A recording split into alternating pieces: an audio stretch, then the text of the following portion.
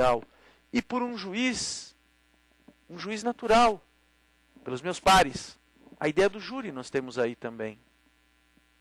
Mais para frente, em 1628, já 400 anos depois, nós tivemos um movimento importante, que é o movimento da Petition of Rights, a petição de direitos.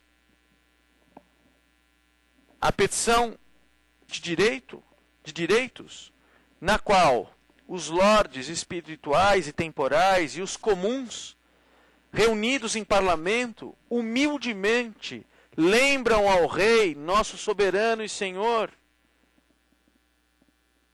que não poderia ser lançada ou cobrada neste reino pelo rei e seus herdeiros sem o consentimento dos arcebispos, bispos, condes, barões e cavaleiros, burgueses e outros homens livres deste reino, impostos. Não se poderia fazer uma derrama.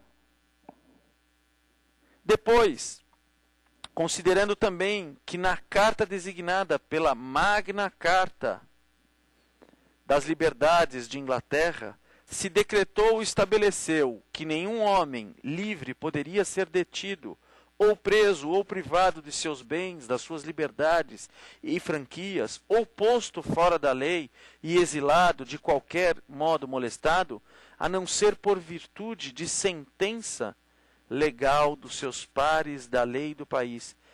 Nessa petição de direitos, o que se pedia era o respeito a isso que nós chamamos direitos do cidadão, a isso que hoje nós modernamente chamamos de direitos do cidadão. Por que se fez isso?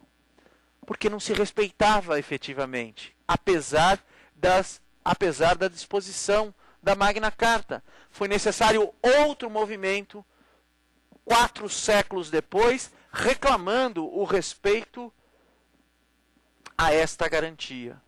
E é por isso, meus amigos, que mais para frente, já em 1679, nós tivemos a primeira lei do habeas corpus. Solta a pergunta agora sobre o que é o habeas corpus.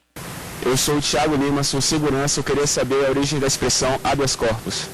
Tiago Lima, a origem da expressão habeas corpus é latina e ela literalmente significa tome o corpo.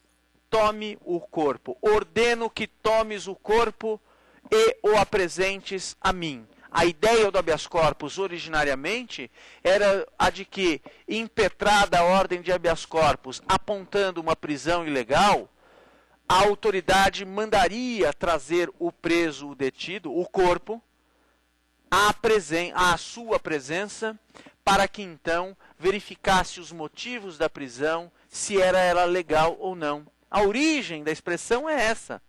Lembremos-nos que a própria Magna Carta foi escrita originariamente em latim e muitos anos depois traduzida para o inglês. E em 1679, então, surge a primeira lei do habeas corpus, o Habeas Corpus Act. E neste ano de 1679, o Habeas Corpus Act dizia o seguinte, e eu quero ler para vocês, e quero que vocês percebam como de 1679 para cá, até hoje, o Instituto perdura com as características que lhe são essenciais e que vêm desde aquele tempo. Querem ver? Vocês vão ver. Diz a Lei do Habeas Corpus de 1679. A reclamação ou requerimento escrito de algum indivíduo ou a favor de algum indivíduo detido ou acusado da prática de um crime. Primeira coisa, percebam que o habeas corpus poderia ser impetrado pela própria pessoa ou o habeas corpus poderia ser pedido pela própria pessoa ou por outro em seu nome. E isso é uma coisa que nós vamos ver logo mais, permanece até os dias de hoje. E, obviamente, com muita razão de ser. Se você, Bernardo, está preso É difícil você poder fazer chegar o seu habeas corpus até um juiz. Há meios, mas é difícil. Por isso é que uma terceira pessoa, que pode ser qualquer do povo, nós vamos falar sobre isso, é que vai impetrar o habeas corpus em seu favor. Mas aqui, no texto, lá em 1679, o que é que nós lemos? Repito, a reclamação ou requerimento escrito de algum indivíduo ou a favor de algum indivíduo detido ou acusado da prática de um crime, o Lorde Chanceler ou, em tempo de férias, algum juiz dos tribunais superiores, depois de terem visto cópia do mandado ou o certificado de que a cópia foi recusada, concederão providência de habeas corpus de trazer o detido, exceto se o próprio indivíduo tiver negligenciado por 2 períodos impedir a sua libertação, em benefício do preso, a qual será imediatamente executória perante o mesmo Lorde Chanceler ou o juiz, e se afiançável, o indivíduo será solto durante a execução da providência, comprometendo-se a comparecer e a responder à acusação no tribunal competente. Então, esse detido fazia um pedido, ou por ele alguém o fazia, ele era trazido perante o Lorde Chanceler, ou se esse Lorde Chanceler estivesse de férias, a algum juiz, para que se soubessem dos motivos da prisão, e aí a pessoa poderia ser colocada em liberdade ou mediante fiança, com o compromisso de comparecer aos atos do processo. Isso é o que nós vemos na primeira lei de habeas corpus. E vejam como ela é importante e aparece como garantia naquele período. Isso estamos no século 17, 1679. Aqui eu vou fazer um pequeno parênteses para vocês e para o nosso amigo Tiago ter presente o seguinte. No Brasil, habeas corpus, a expressão habeas corpus, pouca gente sabe latim. No Brasil, quando eu falo em habeas corpus, eu estou falando em algo, como lembra o professor Hélio Tornaghi, algo que significa ordem de soltura. O sujeito ganhou o habeas corpus, quer dizer, ele ganhou a soltura. No Brasil, normalmente, eu impetrei um habeas corpus, eu pedi uma soltura. No Brasil, vulgarmente falando, a ideia do habeas corpus tem esse sentido, tá certo? Depois nós tivemos, em 1816, um novo ato, uma nova lei de habeas corpus, um segundo Habeas Corpus Act, este mais amplo que o anterior, abrangendo outras hipóteses que não apenas as de crime. Lembremos-nos que o habeas corpus, a lei do habeas corpus de 1679, ela expressamente falava em alguém acusado de crime ou molestado por conta de crime. O segundo ato de habeas corpus, ele é mais amplo e, portanto, percebe-se que a garantia foi reclamada para ter um espectro mais largo de atuação. E assim se fez em 1816, já no século XIX. Meus amigos, do direito inglês, o habeas corpus ele se expandiu para onde? Para as colônias americanas. As colônias americanas, elas recebem um instituto do habeas corpus e quando surgiu a Constituição Americana de 1787, ela incorporou também a mesma garantia, isto é, o habeas corpus. Bem, no Brasil, a coisa é um pouco diferente. Como aparece o habeas corpus no Brasil? Ele aparece de uma maneira diferente. Aparece como? Em primeiro lugar, nós éramos um país colônia. O país foi dividido, ou o Brasil foi dividido em capitanias hereditárias, não é isso? Essas capitanias hereditárias, elas tinham um donatário, não é verdade? No âmbito das capitanias hereditárias, o professor Aníbal Bruno, saudoso professor da Universidade de Pernambuco, nos lembrava que o donatário, o capitão, ele tinha o poder de vida e de morte sobre as pessoas. Ali não tinha habeas corpus, ali não tinha recurso, ali não tinha nada. Vocês podem imaginar o país, 1500 e tanto, 1600 e tanto? O poder privado era imenso.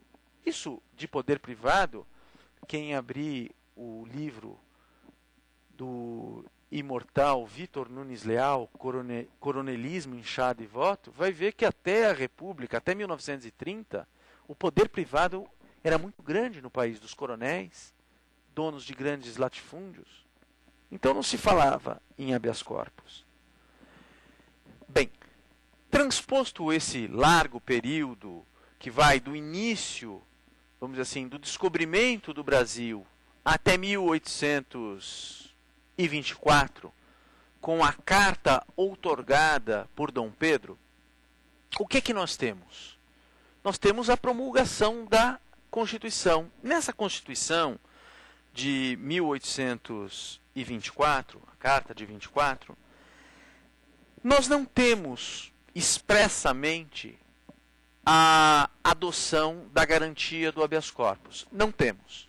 Mas ali nós podemos já perceber as bases de direitos e garantias do cidadão em face do poder punitivo do Estado, que puderam depois dar condições para o aparecimento do habeas corpus. E o que a Constituição de 1824 falava no particular? Bem, no artigo 173 da Carta de 1824, nós vamos encontrar disposições gerais e garantias dos direitos civis e políticos dos cidadãos brasileiros. E nos incisos de número 8, 9 e 10, nós vamos encontrar regras importantes.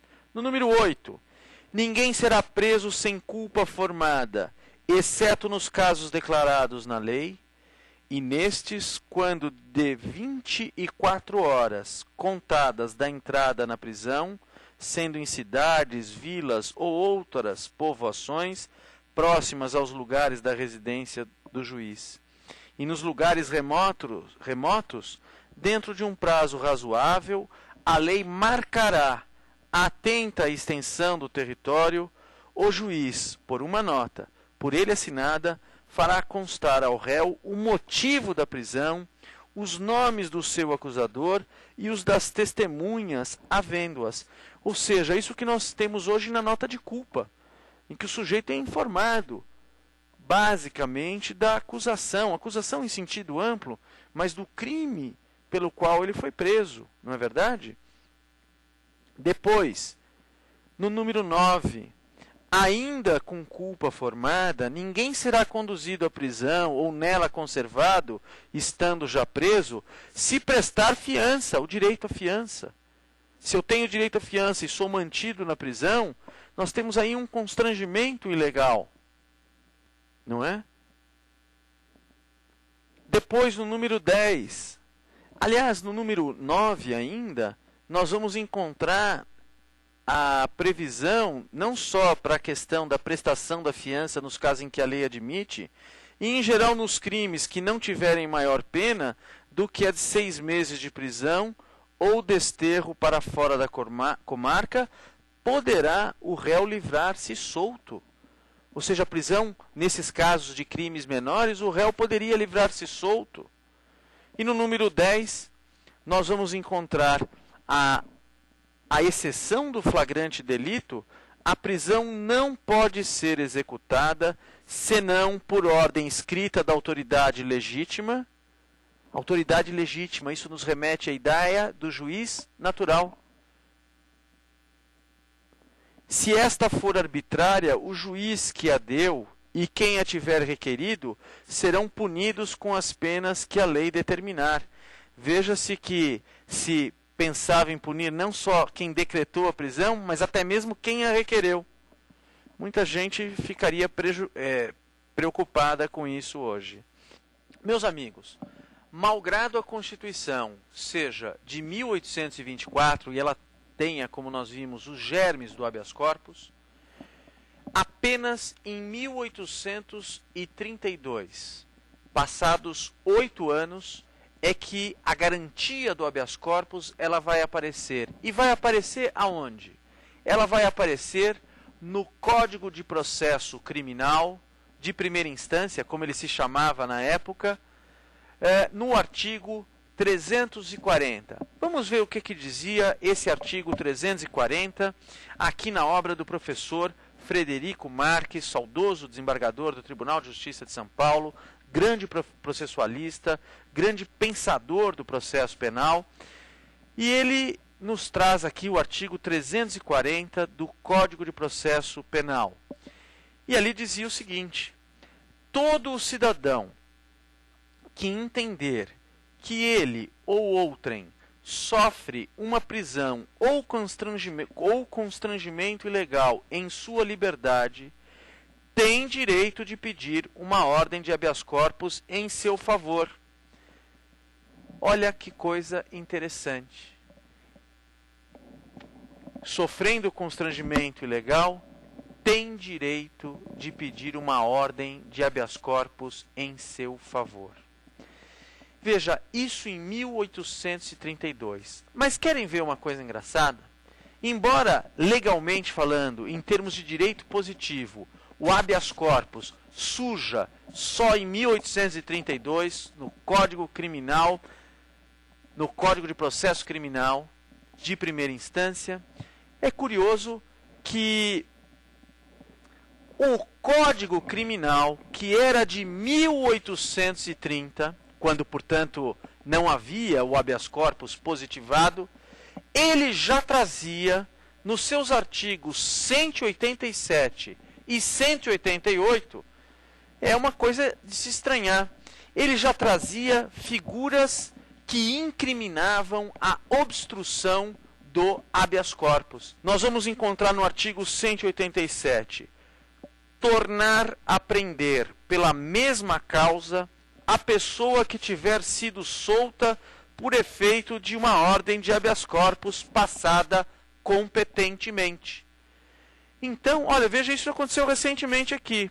O Supremo Tribunal Federal concedeu uma liminar e o juiz, dias depois, mandou prender pelo mesmo motivo, embora pretextando, é bom que se diga, pretextando fatos novos. Como não havia, o ministro do Supremo Tribunal Federal concedeu novamente outra liminar para manter a liberdade. Se fosse na época do Império, até se poderia pensar na aplicação do artigo 187.